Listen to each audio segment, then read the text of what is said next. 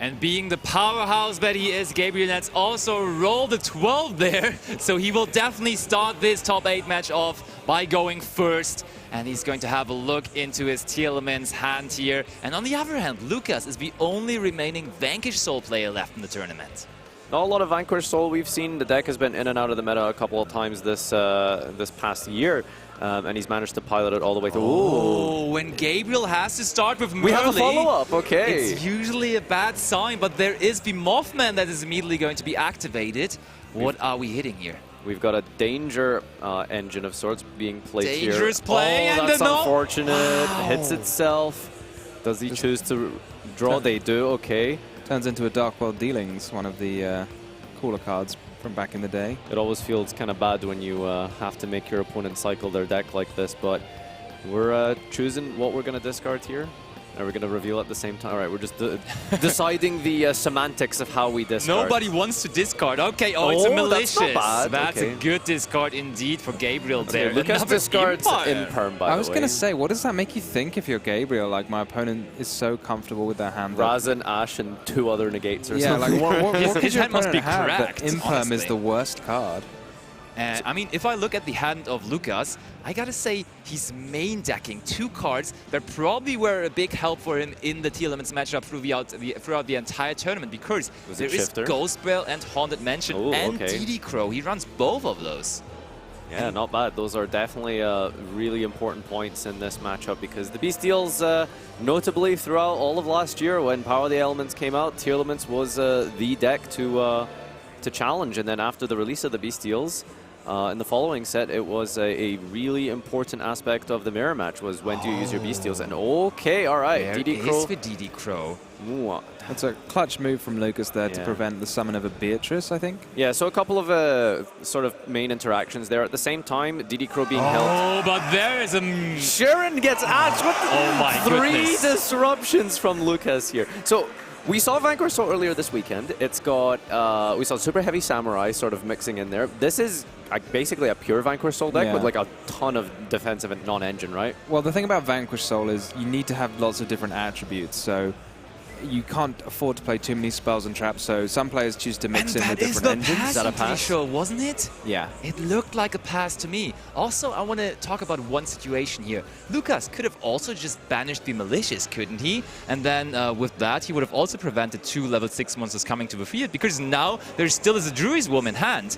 Oh, but we can keep on going. We banish the Shiren, which is definitely unusual for the Tearlaments Kashtira. Milling this just mills 2, is it 3? 2 and it's getting sent to the graveyard, okay. Gonna do a little shuffle up here. Tearlament is, you know, such an exhilarating deck to watch. It's always these random moments that are either exciting or disappointing. There's a Rhino. Can we trigger Rhino? No, we cannot! He has immediately shaken his hat, and there is no way he can do something with it. Do we even have a way to go even further here? Because usually, of course, Sprite Sprint would be a way to get into Merly, but Merly is the one we already have on the field, so there is no use in that. Going to be a real test here for Gabriel to figure out how to continue from this situation. You know, I was going to ask, do you think Lukas is worried at all in this matchup? I mean, you have Gabriel, who's honestly become such a titan of UK Yu-Gi-Oh! At this point. Like, he is absolutely been dominating the circuit for the past year or so, and he's, you know, really well accomplished player. Totally. Do you think there's some nerves here? Oh, he also said it was his first feature match. Yeah. So, I mean, but this is all he has to face. I mean, Lukas, if he has access to the most powerful Vanquish Soul monster there is, which is Raisin, or maybe Stake Your Soul with a good combination of attributes, then he is good to go. That's oh, a good Prosperity! Start. Huge pickup there. 3 disruptions into Prosperity. I mean, what we can see here is exactly what Vanquish Soul is supposed to do. You have like 1-2 card interactions, a bunch of defensive cards, staples like Prosperity, and it's ideally just enough to stun your opponent if you lose the dice roll, and then you want to see that Razin off the top. Oh, that's Borger. That is Ghostbound Haunted Mansion. We talked about it. He's playing that. There is the Durendal there, which should get Durendal into is his the way Razin. into Razin. Yes, indeed. Remember, of course, you can equip it to any monster on the field. You don't need to use your normal summon, so that is going to be used on the Dark here. Okay. That's the 5th copy of Razin. 5 is the magic number. And we are going to get the card we so desperately needed. And I think Lukas already working out the lines he's about to take. I think he's good to go here because Gabriel really does not look like he tries to interrupt him. Well, and I think the card in hand is known, right? Yeah, it's the Druid's one still. Yeah. Putting the Raz in there, it's important for Vanquish Souls what column you put your monsters in, because the Rasen can destroy monsters in the same column as itself. Yeah, so true. I guess like you don't really want to destroy the Merly or the Dark Charmer, so might as well destroy that DD Crow for what it's worth. Vanquish Soul almost feels like a mixture of Mathmag and Mech Knights, right? Because it's very similar to Mathmag in its way that you only need one card to play, similar to Mathmag Circular, but also with the zones you have to pay attention to that because it's very similar to the Mech Knights there. Okay, let's Would keep you on say going. Rasen is stronger or weaker than Circular? In this particular case, because we only have one Vanquish Soul deck and 0 Mathmag decks, I will go with the Vanquish Soul strategy. There's the destruction coming down by the reveal of Rasen there. Oh yeah, getting his own card back into the graveyard. So I'm trying to rack my head here. Is there like a nice, clean, efficient way of dealing with the Dark without triggering its effect? Yeah, I don't think so. That's, I suppose, one of the main weaknesses of this deck. It kind of struggles to deal with targeting, destruction, and graveyard floating. I mean, there would be the way to get 2 level 4s onto the field, then go for Zodiac Borbo, or rather first Chakanite and then Borbo, and go for Zeus line. That would be an efficient way to clear the Dark, but that would also trigger the Merly. I mean, we could run over the Merly with something else, though. I think maybe the Vanquish Soul deck can access Abyss Dweller as well if you got 2 level 4s. That might be an even nicer thing to do. Yeah, true. I'm assuming Abyss Dweller's in the extra deck of anyone who can make it this weekend. Absolutely true. So, Gabriel Nats, after such an impressive month that he had, now not really looking super good here as Lukas is performing a Link 1 summon into his Rock of the Vanquisher. Yeah, this Link 1 is really, really strong here. I mean, it's everything you would need in a Link 1. It just kind of does everything, doesn't it, Tom? Yeah, so once per turn you can add a Vanquish Soul from your graveyard to your hand, or you can special summon a monster from your hand. I'm kind of interested why he didn't use the effect there to add back the Caesar Valius. That's all she wrote. He just passes on the rock and nothing else. Interesting. Gabriel maybe still with a shot in this. Is there a reason? Can we get a Rock of the Vanquisher maybe and have a look at the effect? Yeah, he could have just added it back if he wanted to. Okay, now we are going to use the effect to special summon, though. We are going for the Razen, and I think when we summon the Razen there in this column, that means we probably want to destroy the Dark, right? It's a bit odd to want to destroy the Dark here, I think, right? Giving your opponent a search. Yeah, it's a bit rough. Yeah, you'd almost rather, I mean, would you rather that or them have, I mean, they're going to get the DD Crow back again. It's going to have a long journey. That DD Crow. Well, all the Tearlament names are at 1, so there's not too much that you can really hope to go through here once you've kind of attacked over one of them. There's Rhinos in the graveyard, he's still at 3. Water, however, so you can't search that. It's just Havnist left in the deck. Pretty much, yeah. Sharon's already been given up. Yeah. You could technically also search for something like Destiny Hero Denier or something, but I don't know whether that is going to bring you too far. It does pop the Dark and it is now going to trigger the effect here to search. Oh, we are just using our Ash Blossom onto it though, so we had an answer to that, and that was the play all along. I like that double value out of the Ash, like a 1-2 punch. First I'm going to reveal it to destroy a card, then I'm going to discard it to negate the effect. Yeah, absolutely. So now comes the Druid's Womb. We knew about that card. There's still one unknown card left in the hand of Gabriel Nats here. But first of all, the Druid's Womb will resolve banishing the DD Crow. In the battle phase, we find ourselves running over the Razen, and it's going back to Lukas here. In his first featured match ever, his first top 8 appearance at a YCS, but still really fighting here against Gabriel Nats, the veteran of the game. Doesn't do a lot here because we've just added back the Razen, re-normal summon it again, and wow, I think he's really starting to take command here, isn't he, Tom? Yeah, that Rock of the Vanquisher just amassing value like turn after turn is going to add back a card or special summon a card. Oh, there's Borger now as well in rotation. Heavy Borger, one of the few decks that have in-engine burn win conditions, should that ever be necessary when heading into time. You like that burn effect. I like drawing a card more. It's a lot, isn't it? It's like 12 or 15. Right? 15, right, yeah. Yeah, it's pretty huge as well because even though it is just 15, you can do it once during your turn. It's a quick effect, so you can do it again during your opponent's turn. A little bit of battle damage there. You can put yourself super far ahead. It's going slow and easy here. We are running over the Druids that is going to trade with the Borger. The Rock also went into the graveyard and it's back to Gabriel with an empty field here.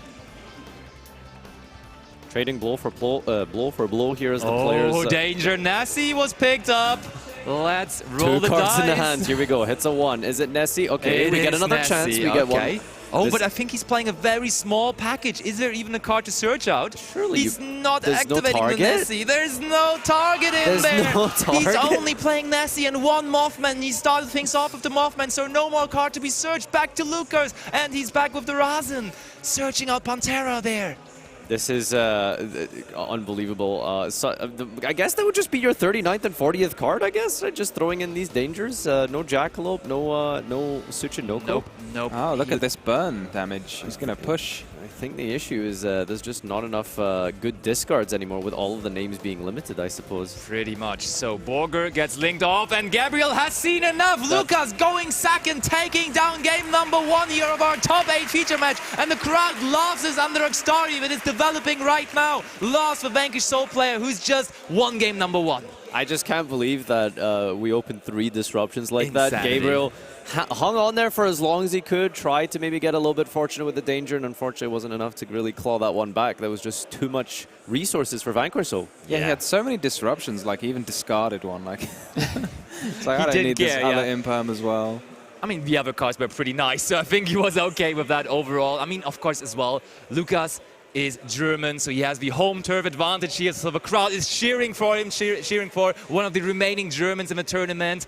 But I mean, on the other hand, Gabriel also had a lot of people cheering for him when he kept on going. I think he's also a favorite in the community, so definitely 2 very deserved top 8 players here. Yeah, it's shaping up to be quite the event, and for a game that never really got going for Tearlaments, I think Nets is going to be quite disappointed that things didn't really go our way with getting the Mothman sniped on the 1 and 4, and then the Nessie 50-50. But he's no stranger to pressure. He's definitely going to keep his head down and focus up on this matchup here, because there's absolutely no way he's out and down right now, is he? Yeah, Definitely not. One thing I'm intrigued by is I'm not seeing any shifters in the list. No, he has decided to just run the DD Crow, just run the Ghost Spell. He decided that is enough, we don't need the shifter, and so far it works out like a charm, so you cannot really blame him for it. On the other hand, I have to say, Gabriel has made some really interesting decisions in his extra deck. I see, and I haven't seen that one for a long time, Barmut Shark Plus, totally awesome. Maybe we see this here in his opening turn. I think that's a pretty neat package to bring, but let's see whether he's going to bring it on here in game 2 of this match. Players are ready, as we are. I hope you guys at home are too. Game number 2 getting underway now.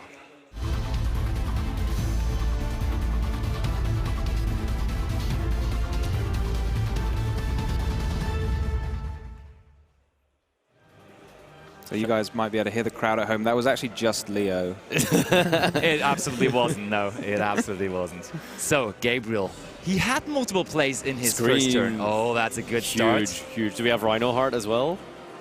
Or Best normal summon to pair up with it. That works out really nicely. Okay. Rhino Heart, Chainlink 1, Chainlink 2, Scream. You get to mill first before deciding whether or not you want to send a specific name in case you hit a duplicate or, you know, a different target there. Imperm on the Rhino. So we have to get a little bit lucky here. Here we go. This is where Tearlaments gets... Trivic Karma! Okay. Not bad, The not last bad. card is saving it. The Trivic Karma is huge there. All right, Trivic Karma acting as a field spell search there for the Pearl of Rhino, and that's going to get you another name. The name probably of choice is Sharon. Yeah, I mean, Sharon being at 1 is not really a problem when you have 3 field spells and ways to the mill, Trivic Karma that can be milled to search it. Now the question is, do we have a good card to discard with Sharon? Is it going to be Kelbeck or Regido? Shadow Piece, not bad. Not bad. Okay, that Cash will be more tier, milling. A Shuffler, all right. Wow, 3 relevant mills there. Okay, Shuffler's not super incredible against Vanquish Soul, but enough to maybe be a little bit annoying with the Rock of the Vanquish Soul Recycle. Yeah. Oh, we do have a target for Rhino Heart. That's nice. That's really good. And then milling more with the Tearlaments Kashtira as well, starting with the draw first of all, though. Of the Shadow Beast. Another Rhino Heart. And a second Shuffler as well. Okay. Discards the Sullic, all right. So it will net him another surge there. Rhino Heart being summoned out. Of course, we cannot use the effect anymore. Even though the first one was negated, we cannot activate the second one here as it's once per turn. There was a card you just highlighted in Gabe's extra deck, so do you think we're about to see it now? Ooh, Barmwood Shark is looking lovely here. Not gonna lie, now I understand why he summoned out the second Rhino Heart there. Because the search he gets from Salik here does not seem super promising to me, honestly. It might probably just be the Tearlaments Kashtira. Yeah, he's considering that there very heavily. I think he wants to get the mills going first before deciding what to commit with the rank 4, because of course you've got Redoer to trigger the Sharon if you need as well. True, yeah. That's actually correct. So, Gabriel, of course, a master of the deck, has been playing this deck for Since a while its inception, now. yeah. Yep, absolutely. I think the most important thing as well is like you can really tell the difference between the average Tearlament player and a phenomenal Tearlament player. Like the way you sequence your decision making and your mills based on your mills, I think is really telling. While it is a deck that requires a lot of quote unquote luck, there is a degree of ways to create your own luck per se. Yeah, there is the totally awesome we were talking about. So we secured ourselves from another interruption, and now the Tearlaments Kashtira. Are we going to hit something additional here? We have not had Agido or Kelbeck. Is it time for those here? We're looking for those... Gabriel saying, do you want to cut, just before? There's definitely a Kelbeck on top, All right, say it with me, crowd. Do we have Agido here? Here we go. There's the cut.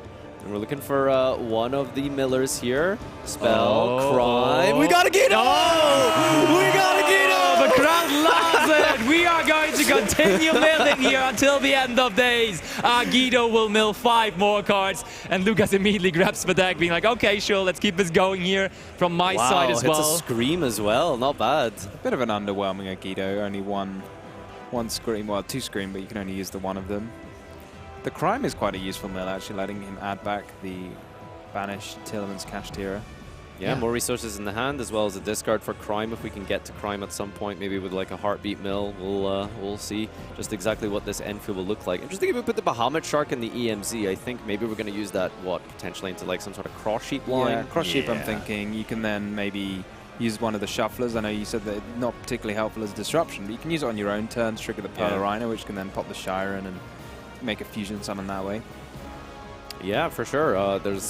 That's the Pearl Rhino's sort of way to describe it, I guess. The versatile effect of it, not only do you get a search whenever you return a card from your graveyard to your main deck, typically that's through fusion summoning, but if you use a shuffler, you can also trigger it manually whenever you like. So not only are the shufflers not super great into Vanquish Soul, when you combine it with the field spell, you have a lot of utility. The way Gabriel is moving his cards there, it seemed like in his first turn he's just attacking the entire field of good old Lukas, but there's of course no room for a battle phase yet in our first turn. Yeah, he was telling a story there, I think. So Gabriel immediately in his opening turn just going to shuffle back some of his own cards, probably trying to trigger the Pearl Rhino, and then in consequence probably going to destroy his own Shiren, right? I like that. Just doing kind of order of priority there. Just like, first of all, I must send back 1 Tearlament card, and then I'm going to check my opponent's graveyard, see if there's anything relevant. Then I'm going to put back the best cards in my graveyard, which looks like the Agido. Yep, let's have another Mill 5 party next turn, so already setting up for that.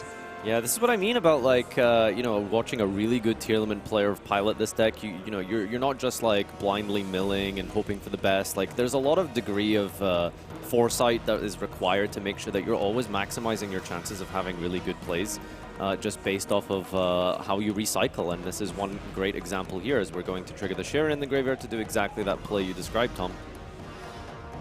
And Shiren. What are we even going for here? That's Shiren plus Magnamood. Oh no, it was Nasty, okay. Shiren plus Nasty would just immediately net ourselves a Rukalos, right? That's a Mud Dragon. Oh, true, it's not Mud Dragon, no, yeah. Why not make Kikalos? Yeah, she's not with us anymore, I'm sorry. But no, of course, no Rukalos. It would be the Mud Dragon, as you say, first of all. You could make a Kaleido Heart here. And that's what we go for, indeed. Yeah, Kaleido Heart on the opponent's turn as well is going to be really strong. If you want, you can use a Shuffler, return, pop your own Kaleido Heart. Kaleido Heart will come back, spin your opponent's card, and then get a mill in the process. So even without the all-important Kikalos that Tearlament lost many moons ago, it's still actually a deck that's proving itself to be quite powerful and versatile despite that. Another Link summon being made here with the cross sheet. What are we making? It just keeps going, doesn't it? All right. Let's keep the fusion summoning party intact. Of course, Merly was not used yet, so it's time for her to also get the fusion summon it deserves. So I'm wondering what we're going to make here. There's a level 4 option, I suppose. With maybe we just use the Denier, Sure. and then we are going to fusion summon into Dangerous. the Dangerous. Yeah, I Is like it the way- dangerous? Is it dystopian? It is dangerous. Yeah, it's Dangerous. dangerous. I like the way Yeah. like you fusion summon. You're basically fusion summoning Beatrice here, right? Because the dangerous fetches you a malicious. Fusion summoning Beatrice. Does Love that. does that sound like a happy thing for you to do? You're Yes, going to when start it- playing Tearlaments now that they can fusion summon Beatrice. Malicious was in the graveyard here, combining with 2 6s. Beatrice as well on your opponent's turn if you want to potentially go for a dedicated mill, you know, sending one of your names to fusion summon, it potentially now, up yeah. into a Dracostapelia, or my favorite thing to do. Heartbeat. Heartbeat's graveyard effect, of course, is to add back a trap. So we gave up the Salik earlier on, but we also milled the Crime. So we had the choice here between the two, and we decided to go for the Crime, which probably is the better choice because it's an Omni Negate. So we will end on Toad and Crime here. 2 Omni Negates is really, really powerful. you were disappointed in Adir, weren't you? You really wanted to see a Kelbeck there. I could hear it. I know, right? I was going to say, like, opening up the box, you know, feels kind of nice, but I guess Gabriel isn't feeling super lucky here. Just going to go with the Heartbeat, you know, because here's the thing. If you send Kelbeck, you're going to hit the Heartbeat anyway, right? Always. That's usually what how I it thought, works. right? Okay, Ooh, that's a good immediately start. going for the Fenrir. That's indeed a very good start versus the Tearlaments deck. Do we go for Scream? Of course we do. All right, what do we got here? Foolish, Havness, and Nessie. Okay, Oh, Halfness is wow. good That's enough, I really guess. Yeah, strong. that's going to trigger the Kaleido Heart and the Havness, which is going to let you summon Dragostapelia. And the Fenrir is just gone, just like that. A lot of disruption. Oh, we're picking up our cards here. Game number 2 goes to Gabriel Nets with that incredible Tearlament opening there.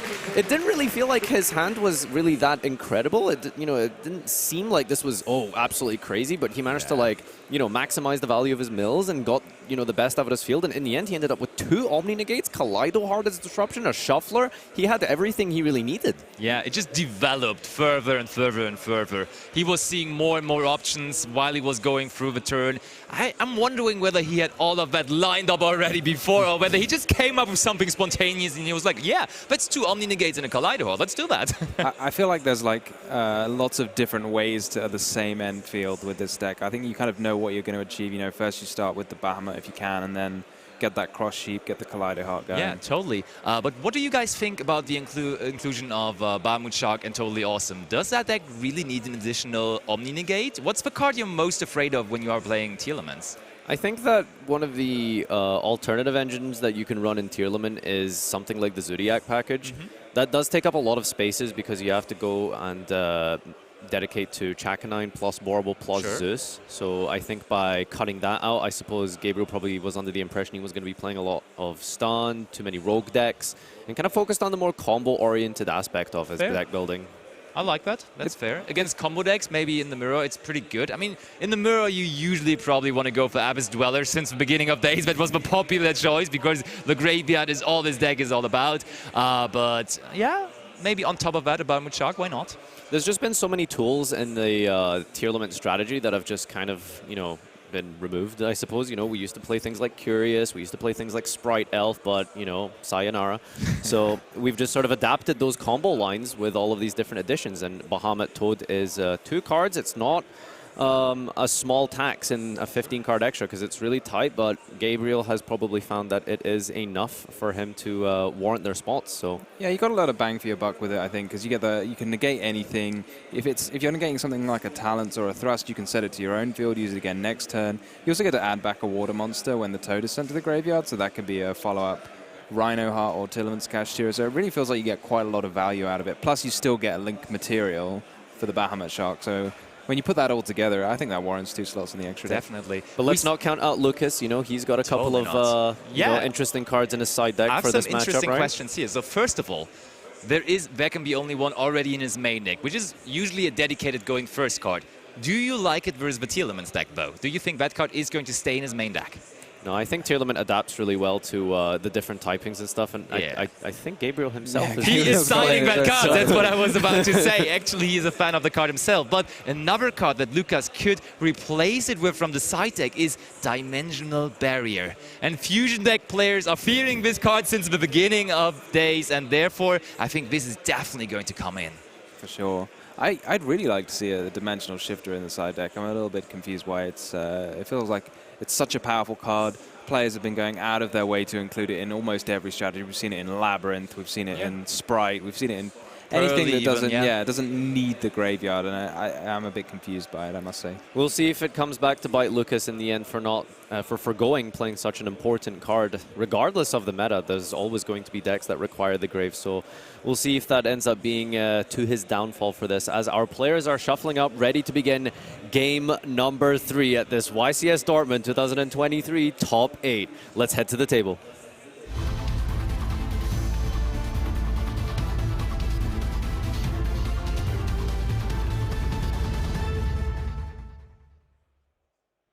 For one of those two, this will be the last game they have in this tournament. The other one is going to move on to top 4, and the crowd is ready for this. I hope the viewers at home are as well. And Lukas is studying his hand, working out a way to set up a field here that is bringing him into this top 4 match. And he has a reinforcement of the army, which is a way into Vanquish Soul Rasen.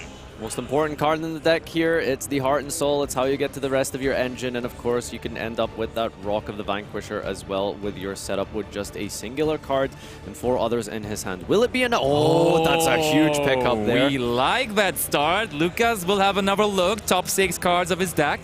Not too shabby. Yeah, Rasen by itself, actually, I think can access you Abyss Dweller, so maybe that's the strategy here. If you summon the Rasen, make the Rock, and then you summon the Rasen and search Mad Love, make the Rock, and then the Rock can summon Mad Love, which then searches the Quick Play Monster Reborn.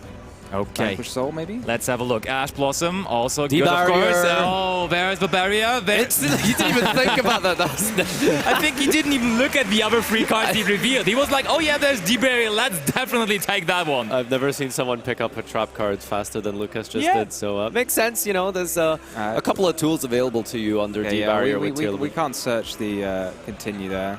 Why would you need Dimension Shifter when you can just have Dimensional Barrier, right? So, you know, there's a few ways you can sort of do things under Dimensional Barrier, like the Zodiac engine I mentioned, but, you know, Gabriel isn't playing that, so he might feel a little bit weaker in this particular scenario here, because I feel like Gabe's list is very much reliant on resolving those graveyard effects of the tiers. Yeah, it feels like there's a lot of things you can do that aren't fusion summoning, but it feels like the main focus is the fusion summoning. Yeah, it kind of gets you there to facilitate the fusion summoning. Absolutely, that's true. So Lukas still a little nervous because, as we know, his first featured match, he immediately grabbed the spell card with the Rasen, but that's not how those cards work, so he had to grab the Dr. Madlove first, and now he gets to the continue in the follow-up. Yeah, just one step ahead of himself there. First you've got to get the Mad Love, and then the Mad Love gets the continue. Yep, so now Rock also on the field. We go, continue to reborn the Rasen, and as you were already anticipating, that would net ourselves 2 level 4 monsters, and it does resolve what is the rank 4 of choice. There we have it. We are Exceed Summoning, and of course, a Best Dweller, the all-around powerhouse against the Tearlaments deck. Oh, followed by 2 set cards. Yeah, Abyss Dweller has been an impactful card almost since its release for, I don't even know how long, like 10 years or something. Oh, does the Dweller resolve? Yep, it does certainly look like it. Lukas does not even hesitate there as he activates that Abyss Dweller for going any sort of playing around triple tactic talents. We could have played it in the standby phase. Yeah, that's what I'm saying. You can't use talents if your opponent uses a monster in the standby Exactly, phase. so he's using it immediately. That's what he did. Yeah, he played around it. Playing around talents. Oh, sorry, I guess I worded that wrong. Pearl Rhino is not too bad. Oh, Pearl Rhino is a huge pickup here, yeah. This is a good way to start your start off with your normal summon Rhino Heart or your Sharon special summon if you need it. I feel like that's almost always the go-to, right? Yeah, and I mean, we were talking about Gabriel not including the Zodiac cards, but still, of course, he is including the Divine Arsenal Zeus. Oh my god. And maybe he finds a way into that here, and then he could just clear the entire field. Yeah, I mean, all you really need to do is, you know, attack into your opponent's XC monster, right? Because Lukas has kind of done that part of the job for us. Question is, can we do it through 2 set cards? What I like it. Mill 6. Okay. all right. Let's see what's in the box here. I mean, the box is significantly less fun when none of the effects can activate. True. But it might give us enough setup on our opponent's turn, potentially, if we have more ways to trigger plays there. Oh, we are chaining the Rock of the Vanquisher. Either to special, yeah, we do special summon out the Rasen, which is an interesting decision because we now have committed to one zone that Rasen is in. So as long as Gabriel does not summon into that zone, it's going to be rough. That's unfortunate. We hit Kelbeck under Dweller. That's rough. Do you not like Rasen being summoned in the same column as the Scream, or is it only monsters it destroys? Only destroys monsters. Only monsters, so yeah. a Pantera destroys spells and traps. Okay, okay. Searching out the Valius. There's a very heads-up side deck option there from Gabriel. Did you see the XC Encore? Yeah. I mean, do you think good it's for there for Dweller? Exactly. For sure. Must be, Dweller, yeah. I mean, that just goes to 100%. show you just how far ahead in the deck building, I suppose, people like Nets are, right? You know, because they play XC Encore probably for Pearly, but then you can also notice that, hey, well, in this matchup, you know, my opponent's probably going to make a Dweller, so it has that crossover. Yeah, and it's even good for Sunshine, where you can just take out the Caesar. So really, XYZ Encore looks like the maybe best option of the entire weekend for side-decking purposes, and I saw it in a lot of side decks throughout the entire weekend. Yeah, I mean, typically, you know, Herald of the Abyss is the go-to because it's just kind of nice to be able to search with Thrust, but of course, being a quick play spell with Encore, that isn't possible. Yeah, you have more applications with it in the end.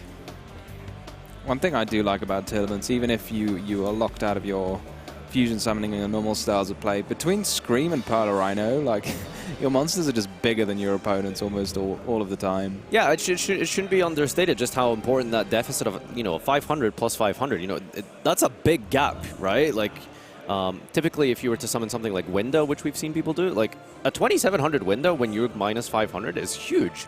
Totally is. So Gabriel still has to consider that he's only allowed to attack the monster with the highest attack on Lukas' side, because that is what Rock of the Vanquish says. But still, that is not too high at the moment, so I think we can deal with it. Dweller is the highest right now, isn't it? It should be. Rasen is 1800. Oh. Rasen's 18, okay. Fair enough then. Oh, but Gabriel moving on to sadding a couple of cards, and that's usually not a good sign because that is kind of suggesting that it's the end of a turn. There comes Rasen now, or probably Borger targeting a Rasen, right? Yeah, looks like it. Oh, it is the Borger indeed.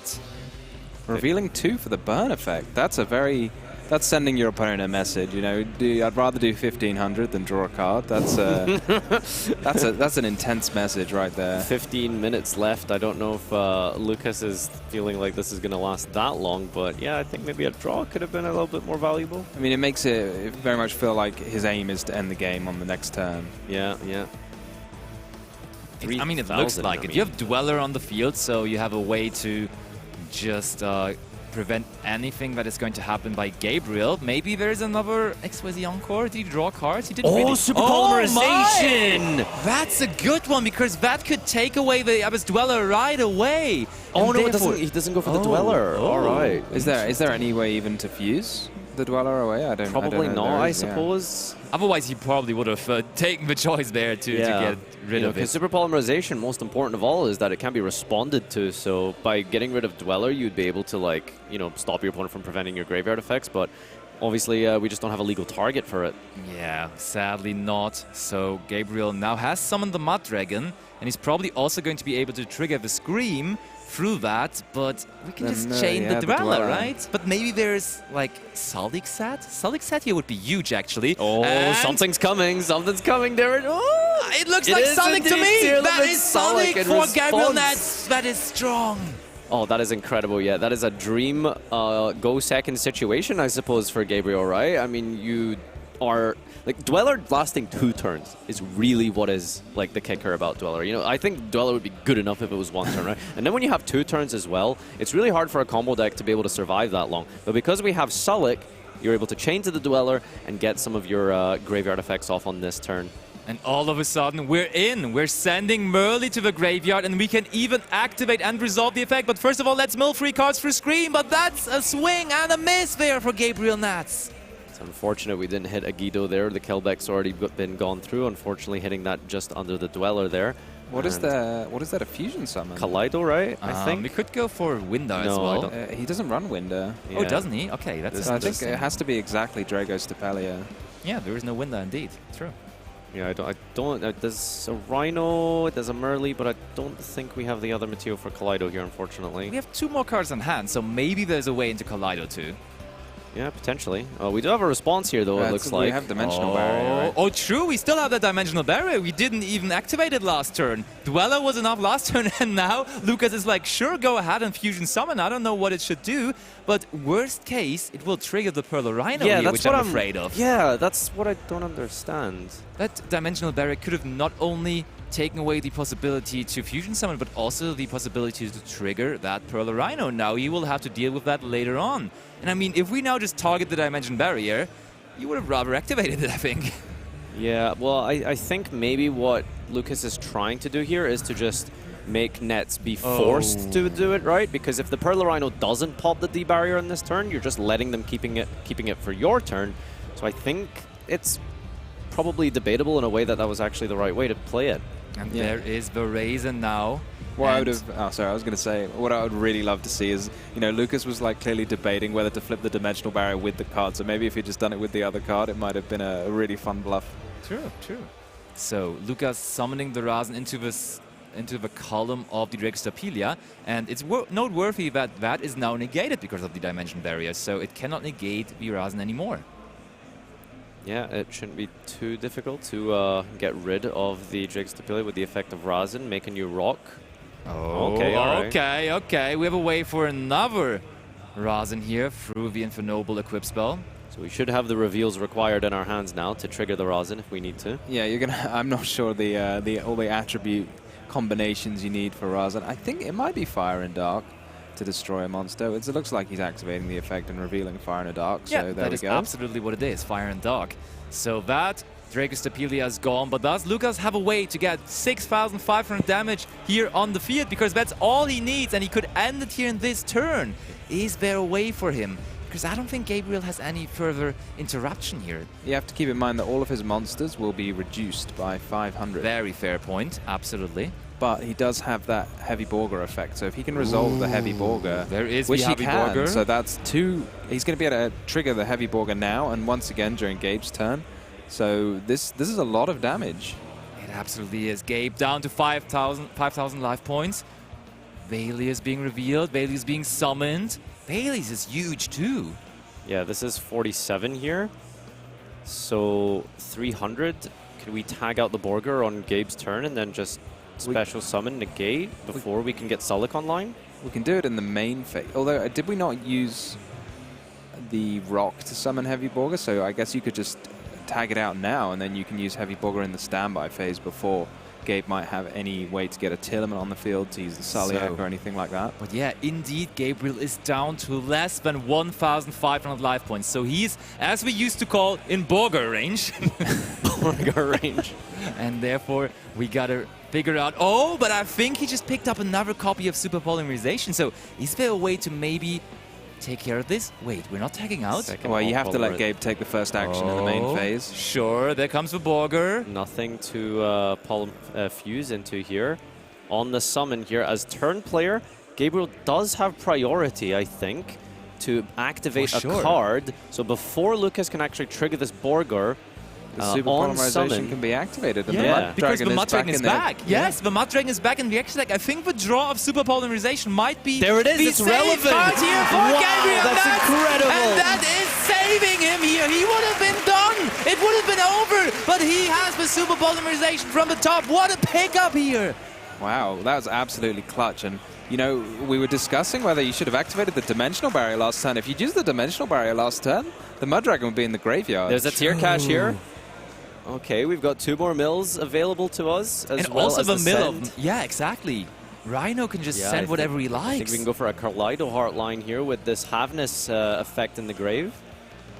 Wow. That is so incredibly powerful. That card that he picked up there, the Super Polymerization, might turn into his favorite card because it just brought him back into this game after he was already basically done. Oh, there's the scream now as well. What a match. This is going incredibly well. I mean, you really needed to draw something as an answer to Borger. And, you know, you remember we had that brief conversation once upon a time, how long was it, 2 turns ago, when he said that he preferred to go for the burn effect of Borger rather than the draw? Turned out that would have won him the game, but Gabriel with that clutch Super Poly top deck saved him. Oh, yes, absolutely. I think Lukas played this pretty good, because he got himself into a position where he would have won the game if Gabe not picks up that one super polymerization, but he did. And now Gabriel has plenty of options to just win it here. Don't you just love the way Tearlament players fan out their graveyards? I mean, what do we do? Is this is Gabriel's just got his binder on the field at this point? Yep, he is. He's just carefully looking for the card that he needs. There's a card destruction in his graveyard. That's so nice. Yeah, you have to be careful when you're trying to fusion summon, because there's so many different combinations. It can be a bit confusing because you can shuffle them back into the deck. You might have them banished. Anything could have happened, really. So you have to. Oh, did he not trigger Havness? Looks like I think we're in an open game state right now. Yeah, it looked like he went to overlay his 2 monsters. So I guess there was nothing to summon, maybe, because the Drago Stapeli is gone. And do we now just summon our own Abyss Dweller and run over V1 from our opponent? Because looks ours like is this bigger? Bahamut Shark is going to come back. Oh, of course, and that is a pretty handy card to summon, but Imperm on the Bahamut Shark there. But let's pay cost first, of course. Now swinging over the Abyss Dweller. We can attack with it after we got negated on the effect activation, but that leaves Gabriel without a Tearlaments monster on the field. But we could technically still go into the Zeus here. And I mean, Zeus could trigger the Sully, could trigger the Scream. We could trigger quite a few things by just activating Zeus here, using it basically as an extender. Just wondering if I'm missing something as to why we didn't make Kaleido Heart with the Havness send off of Rhino. Oh, I think we maybe just preferred the Bahamut Shark. I think so. Okay. Well, I mean, keep in mind, like the Kaleido Heart's very good too. Yeah, the Bahamut Shark gets the Zeus and the Toad. Yeah, I suppose Zeus Toad was maybe what I was thinking about, but it just seems like with the Kaleido Heart you'd have Sullic live there. That'd be feel maybe really good. Oh, Razen was picked up. Do we just immediately send the Razen and all of the other cards on the field? We are clearing the entire field here, and sure, we're going to trigger our cards, but if Lukas has a way to keep on going after that, that might be strong still. Oh, and Gabriel is shaking his head. He's realizing maybe there is a continuation of play there for Lukas. There is, yeah. He's just added the Panthera, which can special summon itself if you don't control any other monsters in your main monster Do we zone. still have the Borger? No, that's fused away into the graveyard, Yep. but we can maybe add it back and then summon, and then that potentially might be enough. Yeah, Rock of the Vanquisher #3, but there is still the Tearlament Kashtira in hand. Let's not forget about it. We just searched for that, yes. Okay. Now it's getting really intense. Around 6 minutes left here on the clock. Lukas now seeing a chance. It's going back and forth. It looked like Gabriel just turned it around, but he cannot. Yeah, like he realizes that Pantera Search is so good. Yeah, I mean, this third Rock of the Vanquisher is going to be super relevant here, and I think Lukas sees the line here. You know, he activates the Rock of the Vanquisher. He's going to activate the effect to add back, and that is the Razen, I think we've added back there. Indeed it is. Yeah, so during Gabriel's turn, right, we can just summon the Razen out with the Rock of the Vanquisher and then add the third Heavy Borger, and that should, and then tag it out. Can Gabriel draw anything to interrupt it? Okay. Maybe another super polymerization. No, I mean, the Mud Dragon is gone. Main phase, Tearlament Cash, special summon Razen. Is it this time going to be the case? Lukas tries for a second time to maybe get a Borger for the final burn. Is this going to be decided by burn damage, or will Gabriel go through this? Do we have a Shuffler in the grave maybe at all? I don't think so, honestly. Special summons out the Tier Cash here. But we could hit one with this one here. Of course. Chaining one Tier Cash, chaining two Razen. There comes Heavy Borger. We saw the hand. DD Crow, Caesar Valius. That is the third copy of the Heavy Borger. Gabriel gives the deck back. We mill Tier Cash Shiren. Okay, that's workable with. Good How do we interrupt this Heavy Borger? Yeah, 1,300 life points, 1,500 burn. I mean, do the math. Yeah, I think Gabriel is already doing the math in his head. Lukas is happy to present his group project as well. Oh, we activate the DD Crow. There comes a Borger as well, though. Does Borger not need a Dark monster? Borger needs an Earth and a Fire monster. Oh, well, that's that then. Oh. There it is, 1,500 burn damage for Gabe. Lukas has taken this all despite Nesta's best efforts there. Unbelievable. The Borger for game over the course of 3 burns, I think, that game? 3 burns.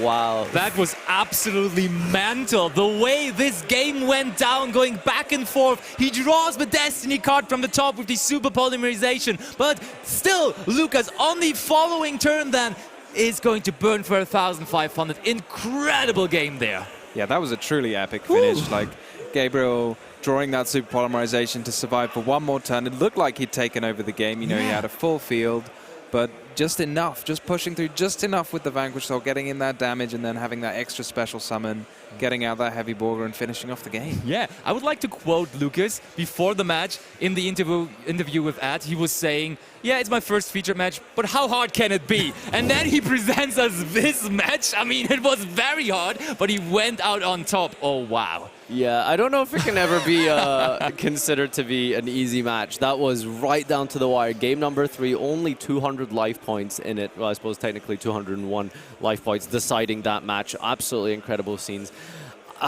Nets must be kicking himself right now. Yeah. You could tell by his demeanor that he definitely did something wrong along the course of that turn. Absolutely. He realized as soon as that Pantera was searched, he was like, oops, that's the only way the Vanquish Soul deck can make sure to get another card into the field, because the Continue was already out because we used that in turn 1, but he found a way still through the Pantera. Interestingly enough, Pantera is not even considered a staple in the deck. Some people have decided to cut that card, so it's not 100% certain that this card always is going to be there. So I understand the call of Gabriel to just go with the Zeus there, prevent everything in his mind, and then the Pantera came down. You can never hold the Zeus there, right? Because Razin can activate its effect and destroy the Zeus if you don't. Probably, yeah, no, that was indeed the case. But now, after this absolute genius match, let's hear from the genius himself. Let's hear from Lukas and his first featured match win with that. Thank you very much, Basti. I am here with Lukas, who's just won his first ever feature match. This top 8 here in YCS Dortmund, now through to the top 4. You were saying just before this, how hard could it be? That was a heck of a duel. You had to go all the way down basically to the wire. How are you feeling at this point? It was really hard. I mean, the whole day was rough, and now such a long game versus such a good opponent. I think, yeah. I'm really tired, actually. Yeah, no, I can imagine. I'm not going to keep you too long because you need to gather that energy before that top 4. But let's just quickly talk about Game 3, because we saw Game 1 and 2, a lot of back and forth across both of those, Game 1 especially. But in Game 3, talk to us about what was going on, because you set up that Abyss Dweller. Did we see D barrier in your hand as well at one point? Did you search that? Yeah, I had Abyss Dweller and D barrier, and yeah. Unfortunately, he popped my D barrier with the Planet Blind. That was kind of unlucky, so I had to use the Dweller and couldn't keep the D barrier. But yeah, in the end, with the burn and the chip, it was enough, and I'm really happy. That end DD Crow as well. I think that was that final nail in the coffin. You just seem to have everything you needed throughout the whole thing. Were you feeling pretty confident in Game 3, or was it up and down? I feel pretty confident. I tested a lot versus Tier, and I think the matchup is pretty good because because of my cards in the main deck. So yeah, I feel pretty confident. Well, congratulations again. I will let you go. Don't go anywhere, guys. That top 4 feature match is coming up very soon.